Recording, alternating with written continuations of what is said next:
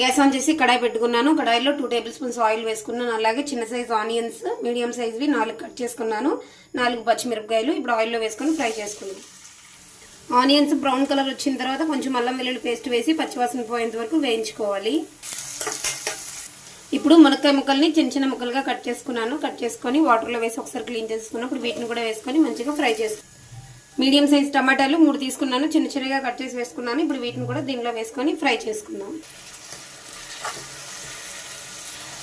రుచికి సరిపడా ఉప్పు అలాగే కొంచెం పసుపు వేసి మంచిగా ఫ్రై చేసుకుందాం. ఇప్పుడు మనం తినే కారాన్ని బట్టి కారం వేసుకుందాం. మేము కొంచెం కారం ఎక్కువ తింటాము, అందుకని 1.5 స్పూన్ వేసుకున్నాను. కారం వేసుకున్నాక మంచిగా మిక్స్ చేసుకొని మూత పెట్టి మగ్గనిద్దాం. కాసేపు మూత తీసి చూద్దాం. చూసారా మంచిగా ఫ్రై అయిపోయింది. ఆయిల్ మొత్తం పైకి తేలింది.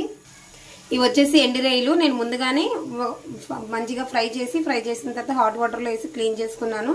ఎందుకంటే దీనిలో ఇసుక ఉంటుంది కాబట్టి. ఇప్పుడు ఇవి కూడా వేసి మంచిగా మిక్స్ చేసుకుందాం. మన గ్రేవీకి కావాల్సిన కన్సిస్టెన్సీని బట్టి వాటర్ వేసుకొని మంచిగా బాయిల్ అవనిద్దాం.